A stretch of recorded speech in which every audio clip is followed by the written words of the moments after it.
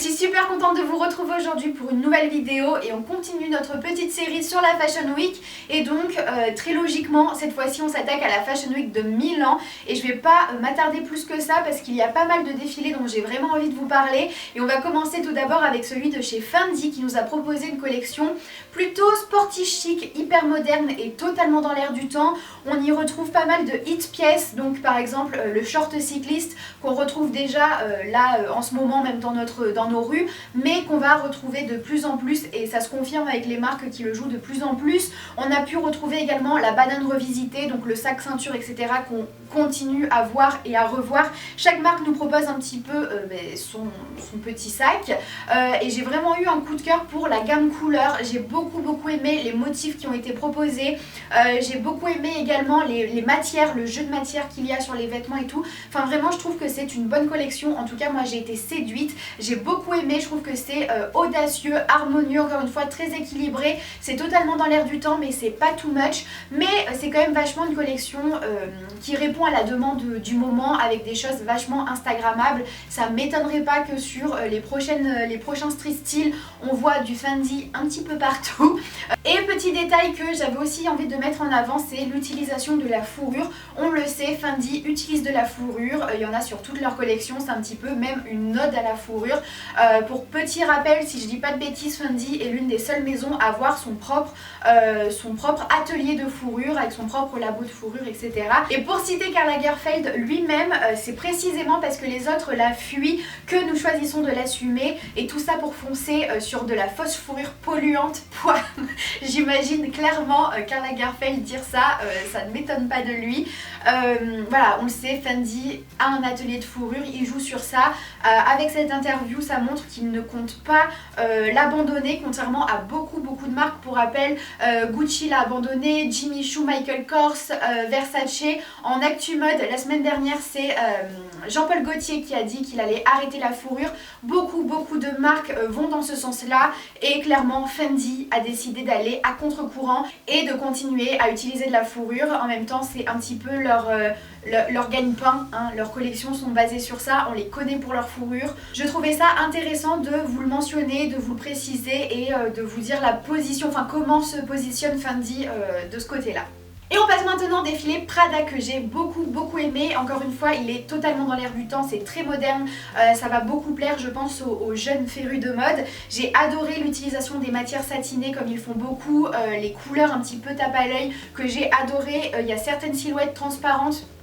Mon dieu, j'ai eu un coup de cœur, les silhouettes en sequin également. On a pu retrouver des touches sportwear plutôt sur les accessoires qui viennent un petit peu casser les tenues peut-être un peu trop chic entre guillemets. Et on est vraiment dans cet univers un petit peu badass, des mannequins un peu rebelles, avec un mélange d'influences. Certes on a un côté très uniforme, un côté très référence un petit peu classique bourgeoise, et le tout cassé avec des motifs qui sont un petit peu inattendus. Par exemple on a des personnages nus sur des manteaux à coupe très droite, très classique. On a des couleurs qui titillent l'œil comme je l'ai dit, on a des références aux années 60 également, enfin vraiment un petit mélange d'influences qui sont deux univers finalement assez opposés mais qui font une très bonne balance. Je trouve encore une fois que ce défilé était d'une justesse absolue avec un parfait équilibre. J'ai adoré la proposition de la directrice artistique. En fait ce défilé est une dualité entre la fantaisie et le conservatisme. On voit très clairement que la directrice artistique exprime un besoin de libération, d'émancipation, mais bloqué par un conservatisme extrême finalement. Et j'ai même envie de dire du coup que c'est un défilé plutôt engagé et ça me rappelle le défilé de Gareth Pugh lors de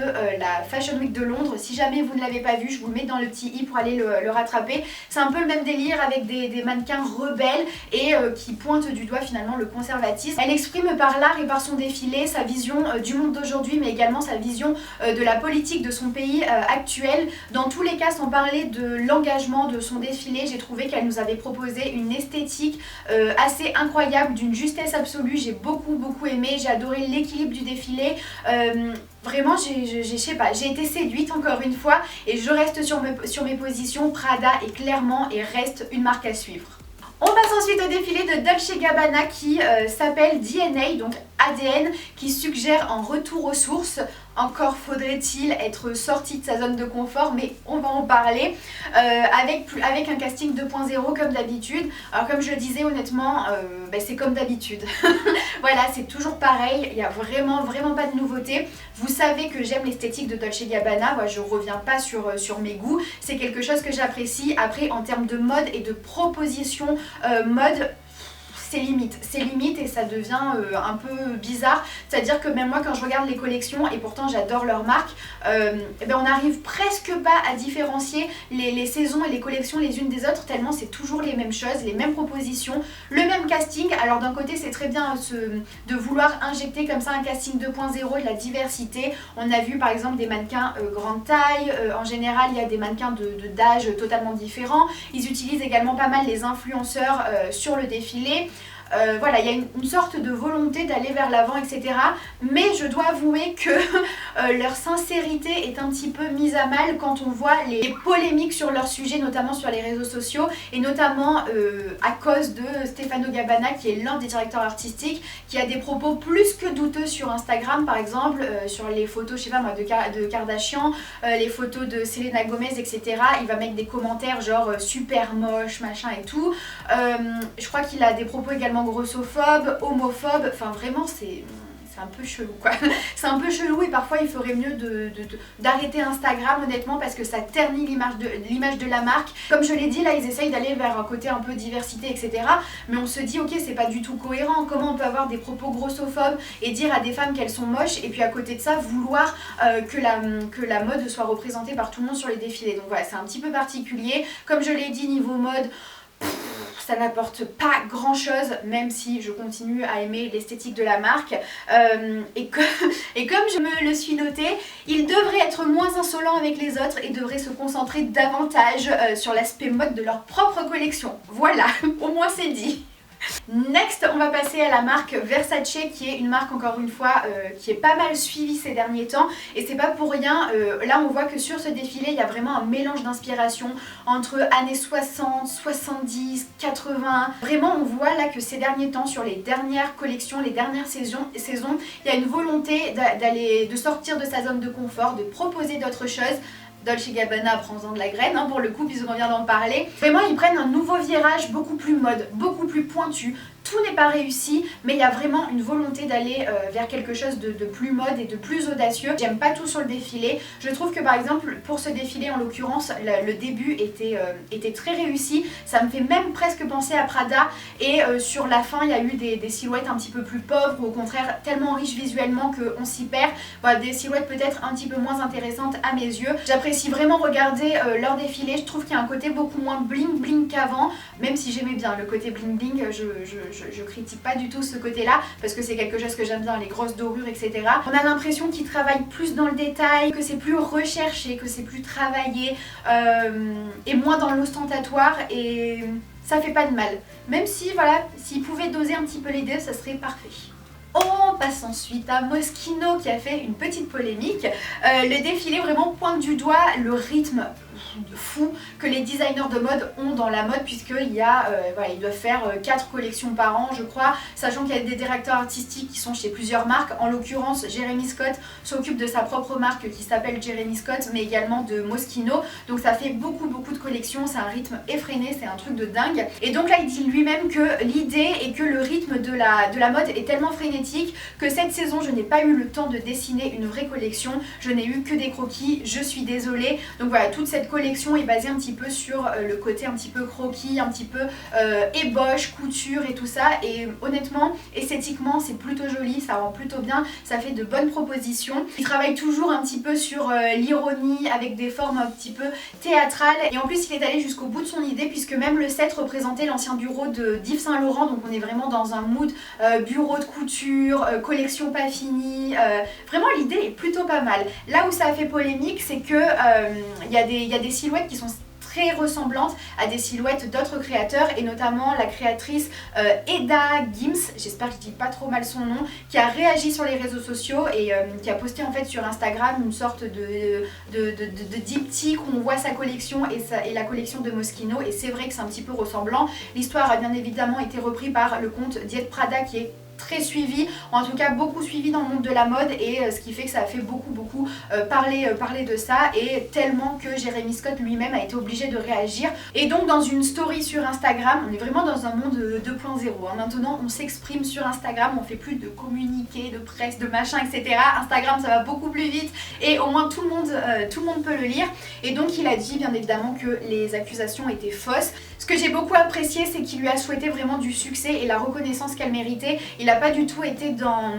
Vous savez, il n'a pas été brusqué, vexé, on voit qu'il a été très poli, très modeste dans ses réponses. Par la suite, il nous a fait parvenir sur Instagram toujours des archives de Moschino qui datent de 1980, des années 90, etc.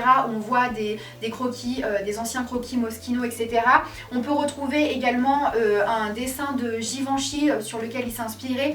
Enfin vraiment, il a répondu avec beaucoup de politesse, beaucoup de modestie, en mettant ses preuves en avant, en argumentant, et je trouve, enfin personnellement, j'ai trouvé que c'était une belle réponse, une bonne réponse. J'ai trouvé qu'il a extrêmement bien réagi et qu'il n'a pas rabaissé l'autre créatrice, et ce qui est pour moi très important.